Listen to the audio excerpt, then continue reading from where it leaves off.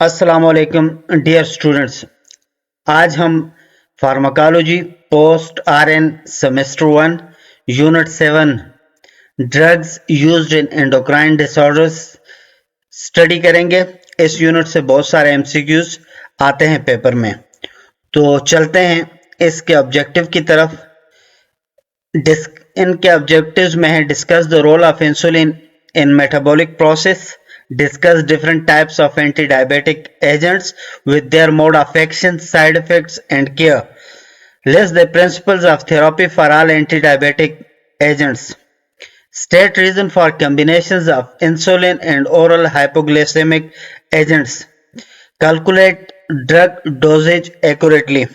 अच्छा, ये यूनिट 7 का पार्ट 1 है डायबिटीज के रिगार्डिंग। तो आगे है जी understanding diabetes mellitus types, history, glucose transporters and medications. Diabetes क्या है, डायबिटीज मेलाइटस क्या है, ये डिस्कस करते हैं। डेफिनेशन, ये क्रोनिक मेटाबॉलिक डिसऑर्डर है जिसमें ब्लड ग्लूकोज लेवल ज्यादा होता है ड्यू टू इंसुलिन सिक्रीशन और action defects. Chronic metabolic disorder with elevated blood glucose level due to insulin secretion or action deficits। complications क्या क्या आती हैं डायबिटिक पेशेंट में? Cardiovascular diseases, kidney failure, neuropathy, retinopathy, ये मेन कॉम्प्लिकेशंस हैं जो हम डायबिटिक पेशेंट में देखते हैं। ग्लोबल इम्पैक्ट इसका क्या है?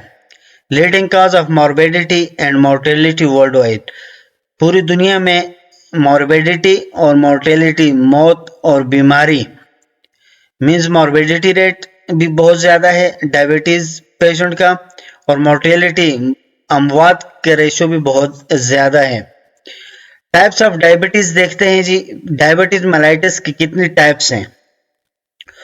तो टाइप 1 डायबिटीज़ है जी, जिसे हम IDDM भी कहते हैं, insulin dependent diabetes mellitus. Auto immune destruction होती है इसमें पैंक्रियाटिक बीटा सेल्स की। पैंक्रियाटिक बीटा सेल्स वो सेल्स हैं जो इंसुलिन प्रोड्यूस करते हैं। रिजल्ट में फिर क्या होता है जी? इंसुलिन डिफिशिएंसी हो जाती है, इंसुलिन डेफिसिट हो जाती है। ट्रीटमेंट क्या है जी? लॉन्ग लाइफ इंसुलिन थेरेपी करनी पड़ती है, इंसुलिन दी जाती है उस पेशेंट को। टाइप 2 डायबिटीज क्या है जी? इंसुलिन रेजिस्टेंस और रिलेटिव इंसुलिन डिफिशिएंसी। इंसुलिन की रेजिस्टेंस हो जाती है या फिर इंसुलिन की डिफिशिएंसी हो जाती है। एसोसिएटेड रिस्क फैक्टर्स क्या है इसके साथ? ओबेसिटी हो जाती है। मींस एसोसिएटेड फैक्टर्स क्या है? एक तो ये फैक्टर है कि ओबेसिटी, और दूसरा लाइफस्टाइल। ओबेसिटी, जो ज़्यादा मोटे लोग होते हैं डायबिटीज़ उनमें प्रेवलेंस ज़्यादा है, और लाइफस्टाइल मीन्स कि हमारे डाइटरी बिहेवियर हो गया, एक्सरसाइजेज हम नहीं करते, उस वजह से उन लोगों में डायबिटीज़ ज़्यादा पाया जाता है। मैनेजमेंट, इनिशियली हम इसको कैसे मैनेज करते हैं? Initially lifestyle modification and oral medication में progress to insulin therapy. Early phases में हम अपनी लाइफस्टाइल को चेंज करते हैं, फिर ओरल मेडिकेशंस की तरफ जाते हैं, और जब डायबिटीज फिर भी कंट्रोल ना हो तो फिर हम जाते हैं जी इंसुलिन थेरेपी की तरफ। थर्ड टाइप है जी इसकी GDM, गेस्टेशनल डायबिटीज मेलाइटस। ये ड्यूरिंग प्रेगनेंसी होती है, और इसके रिस्क क्या है जी? Complication for mother and baby, माँ और बच्चे दोनों के लिए कॉम्प्लिकेशंस इसकी वजह से हो सकती हैं। मैनेजमेंट क्या है इसकी? मैनेजमेंट है जी इनिशियली लाइफस्टाइल। इनिशियली हम टिपिकली इसकी रिजोल्यूशन क्या है GDM की? Typically resolve after child birth. अक्सर जो प्रेग्नेंट वुमेन है डिलीवरी के बाद वो नॉर्मल हो जाती हैं, but increase risk of diabetes in later life, लेकिन बाद में उनको अक्सर को डायबिटीज 2 हो जाती है।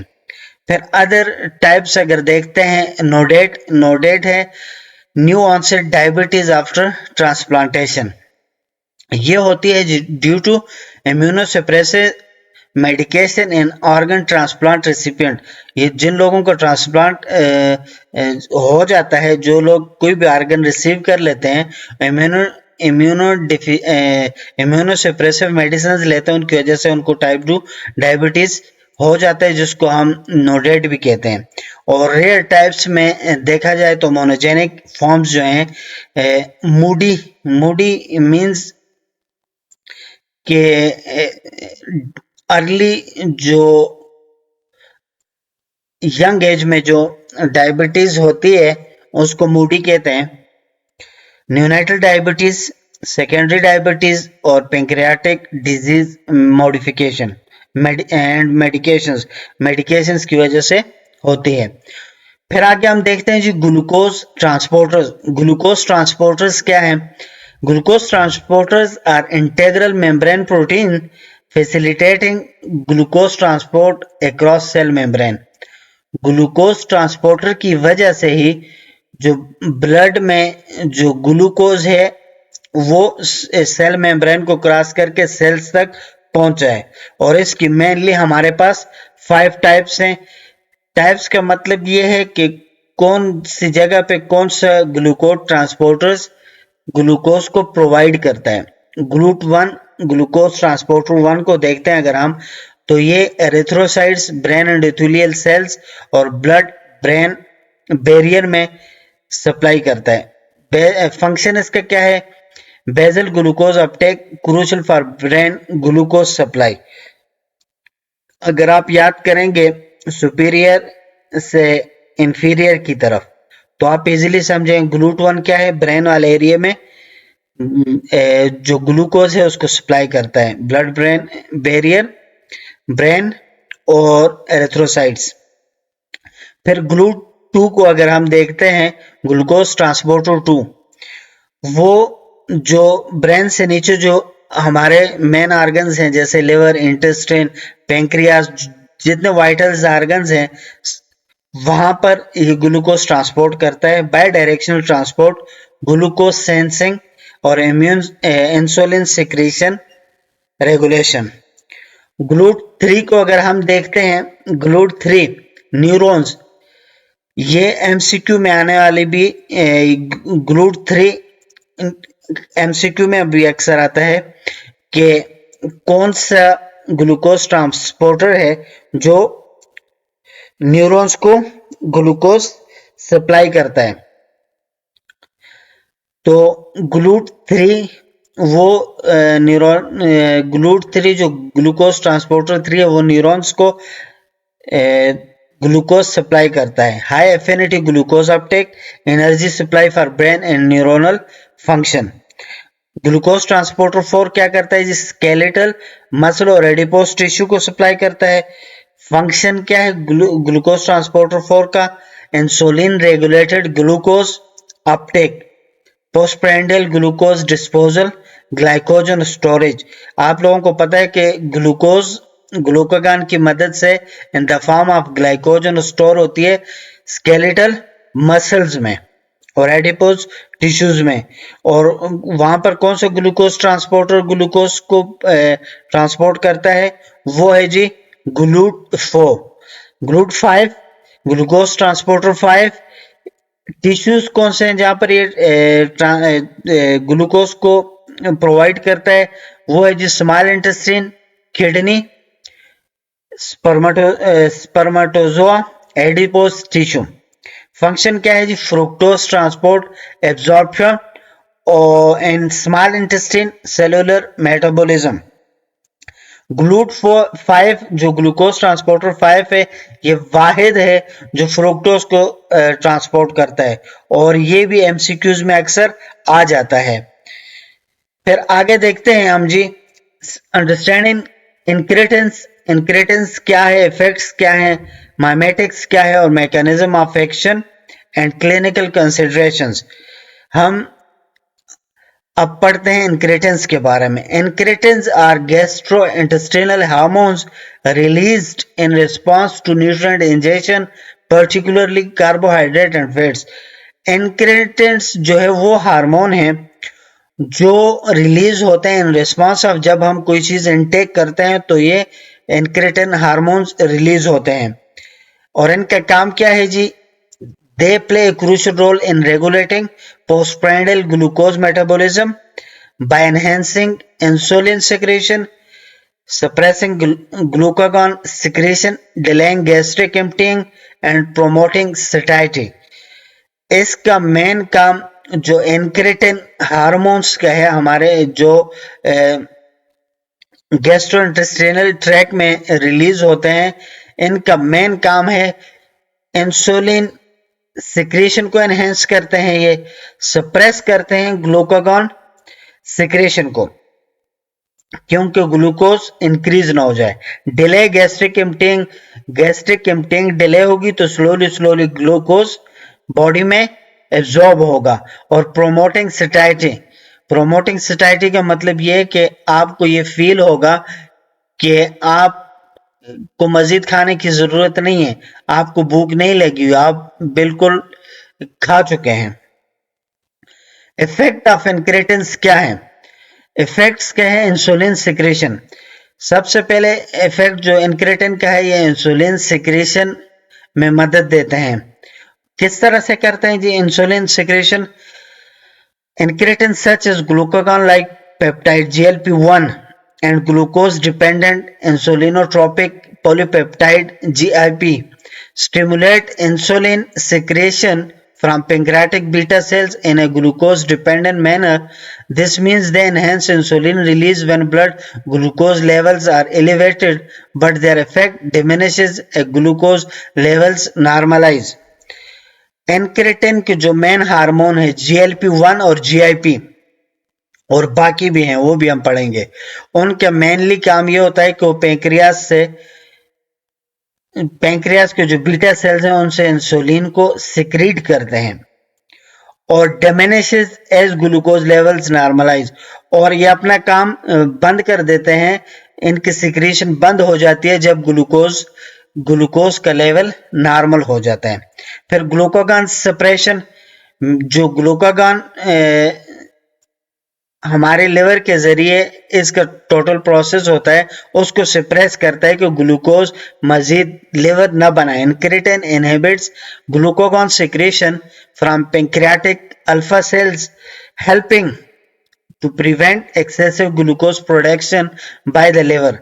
पैंक्रियाटिक अल्फा सेल्स क्या करता है? ग्लाइकोजन ग्लूकागॉन प्रोड्यूस करता है और वो जब लिवर पे आता है इफेक्ट करता है तो ग्लाइकोजन जो स्टोर्ड है लिवर उसको कन्वर्ट कर देता है ग्लूकोज में।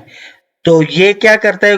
ग्लूकागॉन सेपरेशन जो इंक्रेटिन है ये इनहिबिट करता है कि ग्लूकागॉन की सिक्रेशन इनहिबिट हो जाए कि ग्लूकोज मजीद न बने।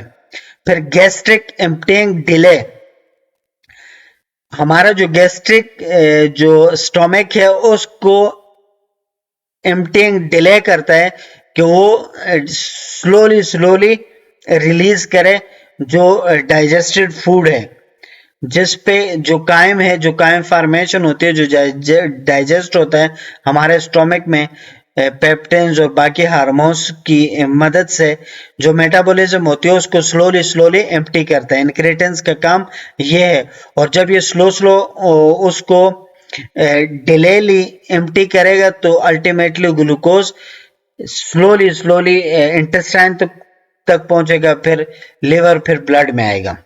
फिर सटाइटी प्रोमोशन का मतलब ये है कि एक तो ये स्टमक को एम्प्टी होने में कम टाइम डिलेइंग टैक्टिक्स करता है, सेकेंडली बॉडी को ये फील कराता है कि मजीद खाने की जरूरत नहीं, आपके हंगर को डिप्रेस कर देता है। इंक्रेटिन के ये मेन इफेक्ट्स हैं। फिर मैकेनिज्म ऑफ एक्शन क्या है इंक्रेटिन का? GLP-1 receptor agonist bind to and activate GLP-1 receptors on pancreatic beta cells, leading to intracellular signaling cascade.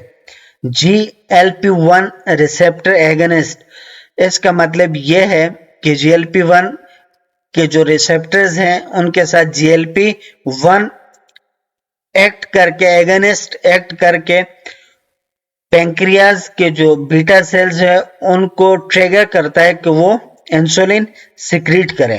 फिर activation of GLP-1 receptor stimulates insulin secretion in glucose dependent manner, enhancing postprandial insulin release. ये इसका यही मतलब है कि वो beta cells को activate करता है कि वो इंसुलिन सिक्रीट करे और इंसुलिन जाके ग्लूकोज पे एक्ट करे और वो एब्जॉर्ब हो, यूटिलाइज हो। फिर है GLP-1 receptor agonist also suppress glucagon secretion. ये भी ग्लूकोगॉन सिक्रीशन को सप्रेस करता है from pancreatic alpha sales, pancreas के अल्फा सेल से, रिड्यूसिंग हेपेटिक ग्लूकोज प्रोडक्शन, जो कि रिड्यूस कर देता है हेपेटिक ग्लूकोज प्रोडक्शन। इसका मतलब यह है कि लिवर ग्लूकोगॉन हार्मोन की मदद से स्टोर्ड ग्लाइकोजन को ग्लूकोज में कन्वर्ट करने से इनहिबिट कर देता है alpha cells GLP-1 receptor agonist की वजह से। फिर additionally GLP-1 receptor agonist delay gastric emptying, ये भी गैस्ट्रिक एम्पटीन करेगा, डिले टैक्टिक्स करेगा। फिर प्रमोशन ऑफ सैटिस्फैक्टी, और जो भूख है हमारी उसको, हंगर को डिप्रेस कर देगा। अब हम वन बाय वन देखेंगे इंक्रेटिन्स जो हार्मोन्स हैं, वन बाय वन देखते हैं कि वो क्या काम करते हैं, उनका सोर्स, मेडिकेशंस कौन कौन से GLP-1 है, फिर फंक्शन और मैकेनिज्म ऑफ एक्शन क्या है। नंबर 1 पे हम देखते हैं जी GLP-1 glucagon like peptide 1। Source क्या है? GLP-1 is an incretin hormone produced by the L cells of the small intestine. GLP-1 produce होता है स्मॉल इंटेस्टाइन के L सेल्स की वजह से। मेडिकेशन जो इसको इंक्रेटिन 1 को मींस GLP-1 को प्रोड्यूस कराती है वो है जी लीराग्लूटाइड। फिर फंक्शन क्या है? फंक्शन ऑलरेडी भी हम पढ़ चुके हैं, stimulate insulin secretion from pancreatic beta sales in a glucose dependent manner. एक तो पैंक्रियास से इंसुलिन को सिक्रेट कराएगा, इनहिबिट कराएगा जी glucagon secretion from pancreatic alpha cells. Beta cell से, पैंक्रियास के बीटा सेल से इंसुलिन को बीटा सेल से इंसुलिन की सिक्रेशन को इंक्रीज करेगा और अल्फा सेल्स के से ग्लूकोगॉन की सिक्रेशन को इनहिबिट करेगा। फिर डिलेइंग टैक्टिक्स करेगा और promote satisfactory. Mechanism of action क्या है जी? GLP-1 binds to GLP-1 receptors on target tissues, activating intracellular signaling pathways that mediate its physiological effects. GLP-1 आके अपने GLP-1 रिसेप्टर्स पे बाइंड करेगा और ऑन टारगेटेड टिश्यूज, और फिर एक्टिवेट करेगा intracellular signaling pathways that mediate it's physiological effects. फिर हम देखते हैं जी नंबर 2 पे आता है GIP glucose dependent insulinotropic peptide. Source क्या है जी? इसका भी सोर्स स्मॉल इंटेस्टाइन है, वहां पे L सेल्स थे और यहाँ पे K सेल्स इसको GIP को प्रोड्यूस करते हैं। फंक्शन इसका क्या है जी? Stimulates insulin secretion, insulin secretion को स्टिमुलेट ये भी करता है, और कहां से करेगा? बीटा सेल से। फिर enhance glucose uptake and utilize in adipose tissue, ये ग्लूकोज की जो अपटेक है, यूटिलाइजेशन एडिपोज टिश्यूज में उसको इंक्रीज कर देगा। फिर may contribute to lipid metabolism and energy storage, और लिपिड की मेटाबॉलिज्म और एनर्जी स्टोरेज में भी ये काम करेगा। मैकेनिज्म ऑफ एक्शन इसका देखते हैं। GIP binds to GIP receptors. अच्छा, जो भी हार्मोन है वो उसी नाम के रिसेप्टर से बाइंड करेगा। जैसे GLP-1 था, वो GLP-1 रिसेप्टर से बाइंड कर रहा था, GIP है ये, तो ये GIP रिसेप्टर से बाइंड करेगा। ठीक है, binds to GIP receptor on pancreatic beta cells, activating intracellular signaling pathways that stimulate insulin secretion and glucose uptake. फिर हम देखते हैं जी नंबर 3 पे DPP-4 dipeptidyl peptidase 4। DPP-4 is an enzyme that inactivates incretin hormones. including GLP-1, GIP by cleaving their N-terminal dipeptide sequence. अच्छा, DPP-4 जो है, जो हमारा इनक्रेटेंस है GIP और GLP-1 को इनएक्टिवेट कर देता है, मीन्स उनको काम करने नहीं देता। अगर वो काम नहीं करेंगे तो फिर क्या होगा, ग्लूकोज लेवल बॉडी में बढ़ जाएगा। अब हमें क्या चाहिए, हमें चाहिए जी DPP-4 इनहिबिटर्स। DPP-4 इनहिबिटर्स कौन से हमारे पास, सीटाग्लिप्टिन, सेक्साग्लिप्टिन, लिनाग्लिप्टिन और एलोग्लिप्टिन। ये इनहिबिटर्स हैं जो DPP-4 को काम करने नहीं देते, उसके काम को इनहिबिट कर देते हैं कि वो GLP-1 और GIP को इनएक्टिवेट न करे। और जब GIP और GLP-1 इनएक्टिवेट नहीं होंगे तो अल्टीमेटली ग्लूकोज यूटिलाइज होगी और इंसुलिन सिक्रीट होगा बीटा सेल से, और लिवर साइड पे भी ग्लाइकोजन फॉर्म में ही रहेगा, वो ग्लूकोन्यूजेनेसिस नहीं होगा। फंक्शन क्या है जी, DPP-4 regulate the half life and activity of GLP and GIP limiting their duration of action। DPP-4 inhibitors का काम ये है, रेगुलेट करेंगे हाफ लाइफ और एक्टिविटी ऑफ GLP और GIP limiting their duration of action. फिर DPP-4 inhibition prolongs the activity of endogenous GLP और GIP, enhancing their insulinotropic effects and promoting glucose control.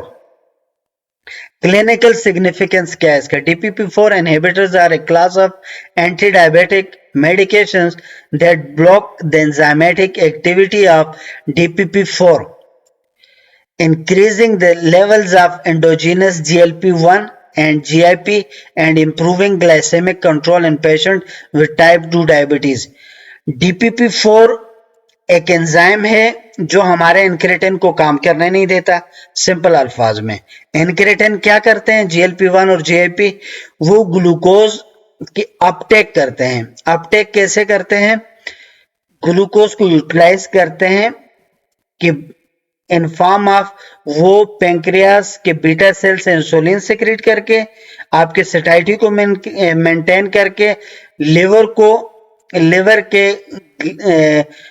जो ग्लूकागॉन है उस वाले वर्क को सप्रेस करके और एब्जॉर्प्शन जो ग्लूकोज की है उसको रिड्यूस करके।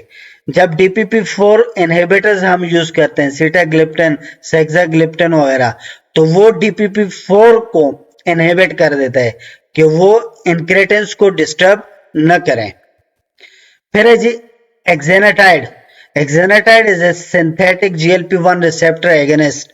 ये GLP-1 जो इनक्रेटिन है ये उस रिसेप्टर का एगोनिस्ट है, मींस ये वही काम करेगा एक्सेनाटाइड जो GLP-1 करता है, वो जो 4 मेन बेसिक्स काम है।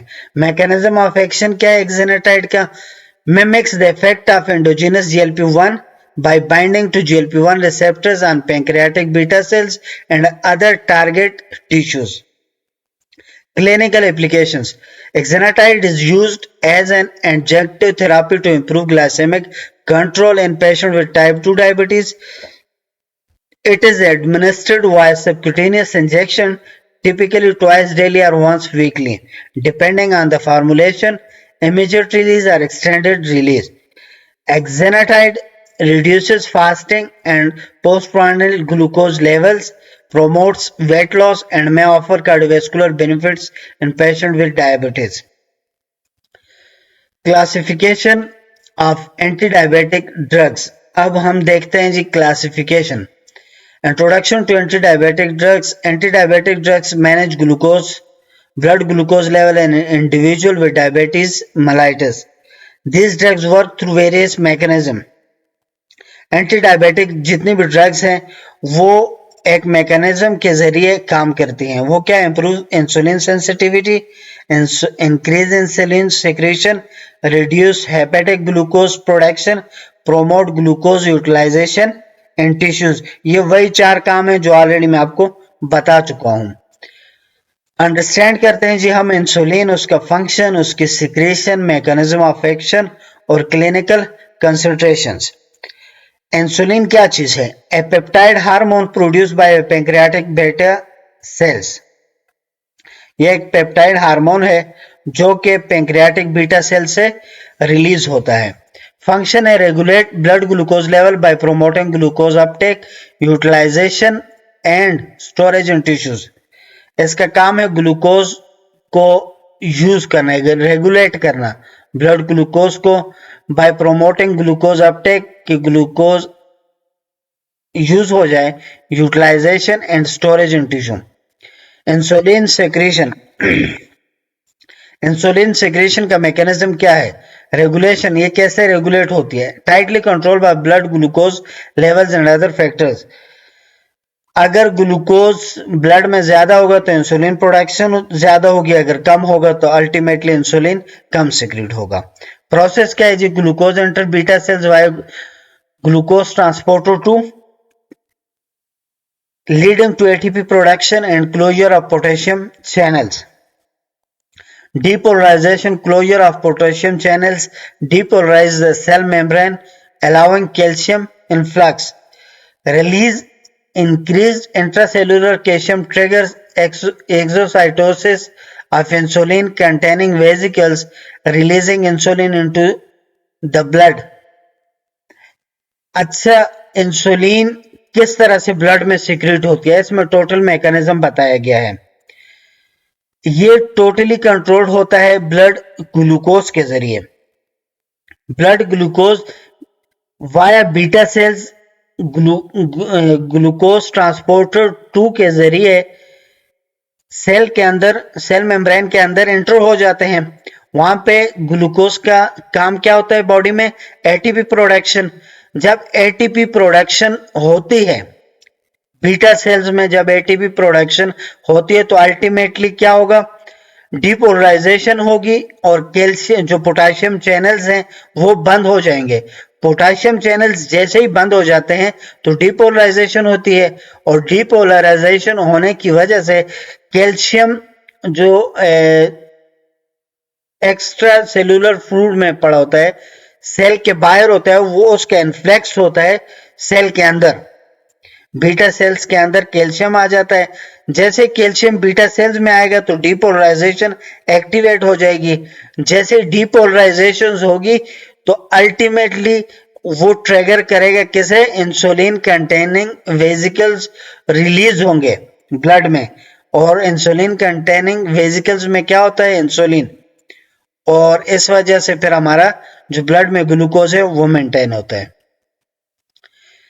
पैंक्रियाटिक सेल टाइप्स को हम देखते हैं। The pancreas contains several cell types within the pancreatic isolate including beta cells. Beta cells क्या करते हैं जी? इंसुलिन प्रोड्यूस करते हैं, और इंसुलिन का काम है ग्लूकोज की मेटाबॉलिज्म। अल्फा सेल प्रोड्यूस करते हैं जी ग्लूकागॉन, और इसका काम है जी ब्लड ग्लूकोज लेवल को इंक्रीज कर देना। मतलब हम जितना ज्यादा ग्लूकोज खाते हैं तो वो एक्स्ट्रा जो ग्लूकोज होती है वो स्टोर हो जाती है in the form of glucagon, sorry glycogen, हमारे जो स्केलेटल मसल्स हैं उसमें। फिर है जी डेल्टा सेल्स, जो पैंक्रियास के डेल्टा सेल्स हैं वो प्रोड्यूस करते हैं somatostatins which inhibits the secretion of insulin and glucagon। जो डेल्टा सेल्स हैं इन दोनों के, अल्फा और बीटा सेल्स के जो काम है उनको इनहिबिट कर देता है। फिर PP sales produce pancreatic polypeptide which regulates pancreatic exocrine and endocrine function। फिर हम देखते हैं जी इंसुलिन डिस्कवरी। इंसुलिन किस तरह से डिस्कवर हुई? The discovery of insulin is credited to Canadian researcher Frederick Banting and Charles Best along with their colleagues। In 1921, Banting and Best successfully isolated insulin from the pancreatic islet of dogs. They demonstrated its ability to lower blood glucose levels and treat diabetes in experimental animals. This groundbreaking discovery led to the development of insulin therapy for the treatment of diabetes mellitus। Frederick Banting और Charles base ने ऐसा किया कि एक कुत्ते का pancreas निकाल दिया। जब पेंक्रियाज उन्होंने निकाल दिया, जब कुत्ता उसके बाद सुसु करता था, यूरिन पास करता था, तो उसमें उस यूरिन पे मक्खियां आके बैठती थी। जब इन्होंने ये गेस किया कि मक्खियां क्यों आ रही हैं, तो इन्हें पता चला इस यूरिन में तो ग्लूकोज लेवल बहुत ज्यादा है। फिर इन्होंने इसको पेंक्रियाज रिमूवल से कोरिलेट किया, और जिन डॉग्स में पेंक्रियाज था और जिन की सर्जरी करके निकाला गया था, दोनों में ग्लूकोज लेवल्स अलग थे। एक जिन में था वहां पे मेंटेन्ड ग्लूकोज था, और जिन में नहीं था वहां पे ग्लूकोज ज्यादा था। तो वहां से ये इन्होंने फिर इस तरह से डिस्कवर किया कि जो पेंक्रियाज है इसका सबसे इंपॉर्टेंट काम ग्लूकोज मैनेजमेंट है बॉडी में। और ये 1921 में फ्रेडरिक बेंटिंग ने और चार्ल्स बेस ने डिस्कवर किया था। कैनेडियन रिसर्चर थे, और ये एमसीक्यू लाजमी आता है अक्सर पेपर्स में। फिर mechanism of insulin action. Insulin किस तरह से एक्शन करती है? Insulin bind to insulin receptor on the cell surface, leading to receptor autophosphorylation and activation of downstream signaling pathway. Insulin receptor activation trigger intracellular signaling cascades, including the phosphonocytide 3 kinase pathway and the mitogen activated protein kinase pathway. These pathways mediate various cellular responses to insulin, including glucose uptake. Insulin promotes glucose transport into cells by translocating glucose transporter 4 to the cell membrane, particularly in muscle and adipose tissue.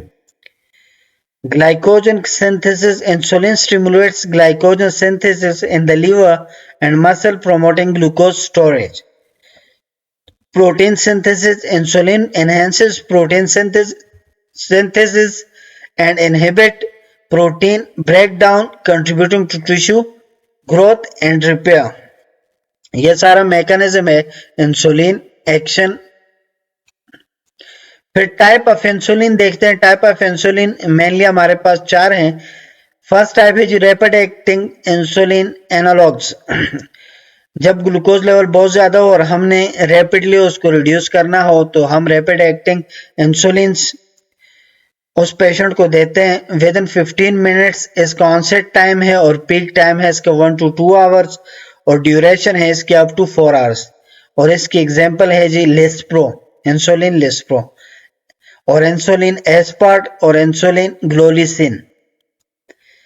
फिर short acting insulin है हमारे पास। With in 30 minutes से लेके 1 घंटे तक इसका onset time है, और पीक टाइम है इसके 2 से 3 घंटे। ड्यूरेशन ऑफ एक्शन है इसके 6 से 8 घंटे।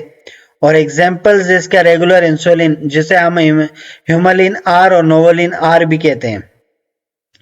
फिर है जी इंटरमीडिएट एक्टिंग इंसुलिन। इसका ऑनसेट टाइम है 1 से 2 घंटे का। पीक एक्शन है जी 4 से 12 घंटे का। ड्यूरेशन ऑफ एक्शन है अप टू 24 आवर्स, और एग्जांपल है इसकी NPH insulin, Humulin N, Novolin N के नाम से भी आती है। फिर है जी हमारे पास लॉन्ग एक्टिंग एनालॉग्स। इसका ऑनसेट टाइम है 1 से 2 घंटे का। पीक लेस और मिनिमल पीक एक्शन। ये ड्यूरेशन ऑफ एक्शन इसका अप टू 24 आवर्स है। ओडी लगाते हैं मॉर्निंग टाइम पे या बेड टाइम पे लगा लेते हैं। 24 आवर तक ये हमारे बॉडी में ग्लूकोज को मेंटेन रखती है। और इसकी एग्जांपल है इंसुलिन ग्लार्गिन, इंसुलिन डेटमा और इंसुलिन डिग्लूडेक। फिर है जी हमारे पास ओरल एंटी डायबिटिक मेडिकेशंस। उनमें नंबर 1 है बायोगुनाइड्स, मेटफॉर्मिन जिसे हम कहते हैं। इसका काम है class oral diabetic medication for type 2 diabetes. जो इंसुलिन थेरापी थी वो टाइप 1 के लिए थी, IDDM insulin dependent diabetes mellitus, और ओरल जो एंटी डायबिटिक मेडिकेशन है ये सारी टाइप 2 डायबिटीज के लिए, NIDDM non insulin dependent diabetes mellitus के लिए। बायोगुनेट्स में मेटफॉर्मिन है, फर्स्ट लाइन ऑफ मेडिकेशन है। मैकेनिज्म ऑफ एक्शन इसका ये है, डिक्रीजेस हेपेटिक ग्लूकोज प्रोडक्शन। पहले आपको मैंने बताया था कि वो किस तरह से ये प्रोसेस होता है। इम्प्रूव इंसुलिन सेंसिटिविटी इन पेरिफेरल टिश्यूज, जो हमारे स्केलेटल टिश्यूज हैं और एडिपोसाइट्स हैं वहां पे इम्प्रूव सेंसिटिविटी करते हैं, जिसकी वजह से क्या होता है कि स्लोली ग्लूकोज एब्जॉर्ब होता है और रिड्यूसेस इंटेस्टाइनल ग्लूकोज एब्जॉर्प्शन। फिर क्लिनिकल यूजेस बायोगुनेट्स क्या है जी? First line treatment for type 2 diabetes can be used alone or combination with other anti-diabetic drugs, may be used in gestational diabetes under healthcare guidance। Benefits क्या हैं बायोगुनेट्स के? Effective lowering blood glucose, ये भी blood glucose को lower करता है, कम करता है। Weight neutral and may lead to modest weight loss के लिए भी ये अच्छा है। पोटेंशियल कार्डियोवैस्कुलर बेनिफिट्स भी हैं इसके। और कंसिडरेशंस हमने क्या करनी है जब हम बायोगुनेट्स दें? Contra indicated severe renal impairment, अगर GFR less than 30 ml per hour है, पर मिनट है, तो वहां पर ये कॉन्ट्रा इंडिकेटेड है। कॉमन गैस्ट्रोइंटेस्टाइनल साइड इफेक्ट्स भी इसके कॉमनली पाए जाते हैं। ओरल मेडिकेशन में हमारे पास सेकंड है सल्फोनाइल यूरियास, और इंट्रोडक्शन इसका ये कि oral anti diabetic drugs stimulating insulin secretion, long standing role in type 2 diabetes treatment. इस मैकेनिज्म ऑफ एक्शन ये है कि binds to sulfonylurea receptors on pancreatic beta cells, closes ATP sensitive potassium channels leading to depolarization, result increased insulin secretion। Mainly इसके सिंपल अल्फाज में ये है कि ये पैंक्रियास की बीटा सेल से इंसुलिन की सिक्रीशंस को ज्यादा कर देता है। क्लिनिकल यूजेज है second line option when lifestyle changes are metformin insufficient, used alone or in combination therapy effective in patient with preserved beta cell function। Common sulfonylureas जो medicine है हमारे पास जो पेंक्रियास के इंसुलिन की secretion को increase करती हैं वो हमारे पास ग्लाइबन क्लेमाइड, ग्लिपिजाइड और ग्लाइमपिराइड। बेनिफिट्स और कंसिडरेशन हमने क्या करनी है जब हम सल्फोनाइल यूरियास देते हैं? मीन्स ये ऊपर वाली तीनों मेडिसिन जब भी हम देंगे तो हमने किन चीजों को कंसिडर करते हैं और इनके बेनिफिट्स क्या हैं? Efficacy effective, lowers blood glucose, hypoglycemia, main side effect especially in elderly और renal impairment. Weight gain associated with weight gain due to insulin secretagogue effects, cardiovascular effects, potential concerns particular in high risk patients। फिर हमारे पास है जी TZDs, thiazolidinediones, oral anti-diabetic drug है ये, improving insulin sensitivity, mainly used in type 2। इसकी main types है जी pioglitazone और रोजीग्लिटाजोन। हमारे पास ग्लाइटाजोन जब हम देखेंगे it means it is TZDs, thiazolidinediones. Mechanism of action इसका activates peroxisome proliferator activated receptor gamma, PPAR gamma delta gamma, increases insulin sensitivity in adipose tissue muscle and liver, reduces insulin resistance and hepatic glucose production। Mainly जो हमने effect तो हमने देख लिए कि insulin किन किन तरीकों से कंट्रोल इंसुलिन प्रोडक्शन की जा सकती है, उसकी एक्टिविटी को कैसे बढ़ाया जा सकता है, ग्लूकोज को ब्लड लेवल में हमने कम कैसे करना है, वो हमें मेनली 4-5 रीजंस और वेज का पता चल चुका है। सारी मेडिसिन उन्हीं में से किसी एक चीज को ट्रिगर करती है। हमने उस ग्रुप को और उस ग्रुप के मेडिसिन के नाम को स्पेशली याद रखना है। जैसे टीजीडीज में हमारे पास क्या आ जाता है, ग्लाइटाजोन, जितने भी ग्लाइटाजोन है, पियोग्लाइटाजोन या रोजीग्लाइटाजोन, क्लिनिकल यूजेस यही है इनके कि टाइप सेकंड लाइन ट्रीटमेंट है ये, और टाइप 2 डायबिटीज में यूज होती है, इन कॉम्बिनेशन भी यूज होती है और इम्प्रूव करती है ये बीटा सेल्स फंक्शन और प्रिजर्व पैंक्रियाटिक मास। बेनिफिट और कंसिडरेशन टीजेडीज की है, improve insulin sensitivity and glycaemic control है, कार्डियोवैस्कुलर कंसर्न्स अबाउट रोजीग्लाइटाजोन और pioglitazone may have benefits. Edema and weight gain associated with fluid retention and potential weight gain. In medicine के use से चूंकि fluid को retain कर देते हैं तो वेट गेन और एडिमा होने के चांसेस होते हैं। Long term use link to increase fracture risk. Long term जैसे हम पीपीआई लॉन्ग टर्म जो लोग लेते हैं, नई रिसर्चेस शो करती हैं कि उनको भी long term increase fracture risk होता है, और स्पेशली इन मेनोपॉजल वुमेन और 50-55 साल से ऊपर की जो लेडीज होती हैं जिनको मेनोपॉज हो चुका होता है। हमारे पास 4 है जी, डाइपेप्टाइडल पेप्टाइडेज DPP4 इनहिबिटर्स। DPP4 का आपको मैंने बताया था, उसका काम मेन क्या होता है DPP4 का, वो हमारे इनक्रेटेंस को काम करने से रोक देती है, इनएक्टिवेट कर देती है। और ये क्या है जी मेडिसिन DPP4 इनहिबिटर्स, ये DPP4 को इनहिबिट कर देती है। और ये कौन कौन से मेडिसिन है, इसमें आती हैं सीटाग्लिप्टिन, सेक्साग्लिप्टिन और लीनाग्लिप्टिन। ओरल इंट्रोडक्शन अगर हम देखें इसका, oral anti diabetic drugs targeting DPP4 enzyme, ये DPP4 एंजाइम को टारगेट करता है, यूज्ड इन डायबिटीज के लिए यूज होता है ये जो DPP4 इनहिबिटर है।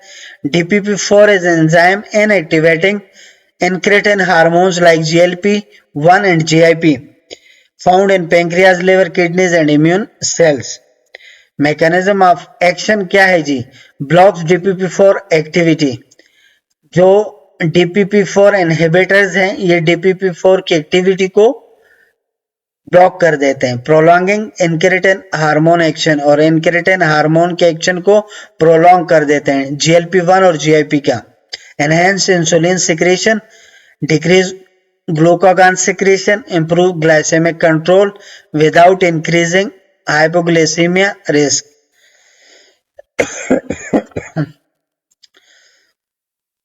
फिर है जी हमारे पास 5वीं जो एंटी डायबिटिक मेडिसिन है टाइप 2 के लिए, वो है जी sodium glucose cotransporter 2 SGLT2 inhibitors.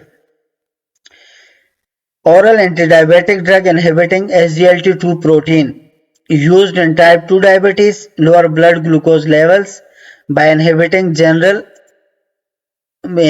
renal glucose reabsorption, act on SGLT2 protein in proximal renal tubules. SGLT protein कहाँ पे पाई जाती है, प्रॉक्सिमल रीनल ट्यूब्यूल्स में।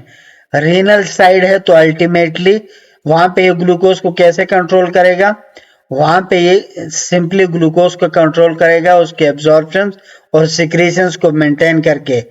अगर ग्लूकोज बहुत ज्यादा है तो ये ग्लूकोज को रीनल ट्यूब्यूल से एक्सक्रीट कर देगा, अगर ग्लूकोज कम है तो वहां पे ये एब्जॉर्ब कर देगा, सिंपल। mechanism of action है block reabsorption of glucose in kidneys and increasing urinary glucose excretion. इसका GLPP जो SGLT2 inhibitors हैं, इनका mechanism of action ये है block reabsorption of glucose in kidneys, increase urinary glucose excretion, prevent glucose reabsorption from renal tubules into bloodstream, improve glycemic control and reduce fasting postprandial glucose level.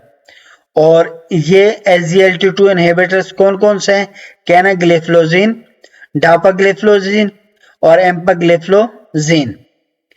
Benefits and considerations क्या है? Efficacy, effectively lower blood glucose level and improve glycaemic control.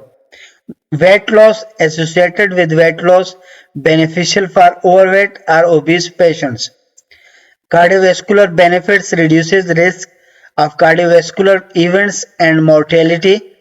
Genitourinary infections increase risk of genital and urinary infection, especially in women. Last है हमारे पास ये type 2 diabetes के लिए alpha glucosidase inhibitors. Oral antidiabetic drug inhibiting alpha glucosidase enzyme, और ये use होती है type 2 diabetes में। Alpha glucosidase inhibitors inhibit alpha glucosidase enzyme in small intestine, slow down digestion of complex carbohydrates. Alpha glucosidase means alpha glucosidase जो protein है, जो enzyme है, ये ग्लूकोज के अपटेक ज्यादा करना है इसने। जो कॉम्प्लेक्स कार्बोहाइड्रेट्स है उसको ब्रेक डाउन करके डाइजेस्ट करना है। लेकिन इनहिबिटर्स का क्या काम है? वो इस प्रोसेस को इनहिबिट कर देते हैं at the level of small intestine. Mechanism of action देखते हैं। इनहिबिट अल्फा ग्लूकोसाइडेज इन स्मॉल इंटेस्टाइन ब्रश बॉर्डर, जो विलाई लेवल है वहां पे सरफेस एरिया ज्यादा होता है और वहां से ग्लूकोज एब्जॉर्प्शन ज्यादा होती है। इनहिबिट जो ये मेडिसिन हैं अल्फा ग्लूकोसाइडेज इनहिबिटर्स, ये क्या करते हैं? इनहिबिट करते हैं अल्फा ग्लूकोसाइडेज को।